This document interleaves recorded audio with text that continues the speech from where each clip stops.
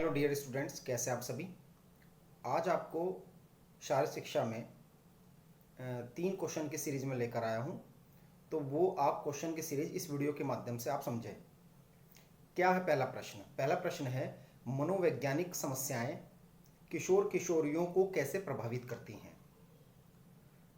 अब इसका उत्तर आप समझें कि मनोवैज्ञानिक यानी कि साइकोलॉजिकल जो समस्याएं होती हैं वो इतनी ज़्यादा प्रचंड होती हैं कि बच्चे का जो जीवन है, किशोर का जो जीवन है, वह असंतुलित हो जाता है। उसे समझ में नहीं आता कि उसे क्या हो रहा है और क्यों हो रहा है। प्राय किशोर बालक आदर्श, धर्म, विश्वास, नैतिकता, व्यवहार आदि के सिद्धांतों और सामान्य जो उसके जीवन है उसकी आलोचना का केंद्र बनाए रखता है। किशोर अपने विश्लेषण और संयोजन के संसार में विचरता रहता है और जो यथार्थ है उससे दूर रहता है और भावी जीवन के जो उसके सुंदर स्वप्न है उसे संजोता है।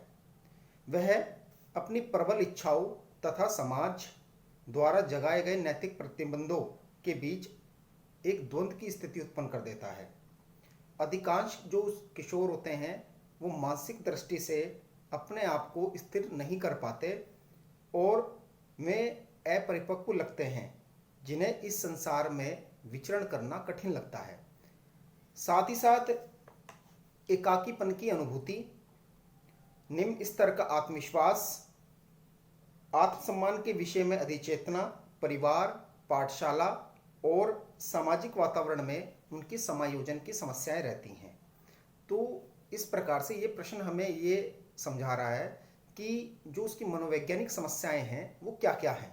अब अगले प्रश्न पर चलते हैं कि भौतिक वातावरण और सामाजिक वातावरण में अंतर क्या है। भौतिक वातावरण यानी कि प्रकृति जगत, जीव जंतु, पेड़ पौधे, भौगोलिक परिस्थितियां, जलवायु आदि, हमारा आस पड़ोस जैसे भवन, सड़कें, उद्योग धंधे, मशीनें, रेलगाड़ियां, ये सब भौतिक वातावरण के अंतर आती हैं। अब आते हैं सामाजिक वातावरण में। सामाजिक वातावरण में व्यक्ति के जो समाज है, जैसे पहला प्रथम समाज जो है वो है परिवार। परिवार, समुदाय, पड़ोसी, कक्षा, विद्यालय, ये उसका सामाजिक वातावरण है। तो इन प्रकार के दोनों वातावरण में आपने अंतर समझा। अब अगले प्रश्न पर चलते हैं कि व्यक्ति का जो विकास है और उसकी स्वस्थता है उसमें पितरागति अर्थात आनुवांशिकता का क्या प्रभाव पड़ता है। भाई, आनुवांशिकता पीढ़ी दर पीढ़ी चलती रहती है, एक पीढ़ी से दूसरी पीढ़ी में लगातार चलती है। DNA, dioxy ribo nucleic acid इसकी फुल फॉर्म है। तो उससे हमें क्या प्राप्त होता है डीएनए से, यानी कि वंशानुक्रम, आनुवांशिकता या पितरागति से हमें हमारे पूर्वजों से जो हमें गुण मिले हैं, जैसे आंखों का रंग, बुद्धि, विभिन्न प्रकार के रोग प्रतिरोधक क्षमताएं, हमारी जो टिश्यू है ऊतक उसकी गुणवत्ता, और कोई ना कोई दोष भी मिल जाता है।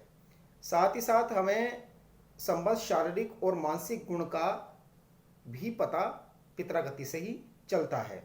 हमारी ऊंचाई, हमारा भार, हमारी दुर्बलता, मनोशारीरिक विकार, ये भी सब हमें हमारे वंशानुक्रम से ही हमें प्राप्त होता है। तो वंशानुक्रम का हमारे ऊपर बहुत ज़्यादा प्रभाव पड़ता है। तो ये कुछ प्रश्न मैंने आपको समझाने का प्रयास किया है। आप इस वीडियो के माध्यम से यह प्रश्न समझें और अपनी कॉपी में इन तीनों प्रश्नों की जो मैं एक पीडीएफ भेजूंगा उसे आप अपनी कॉपी में नोट कर लें। धन्यवाद।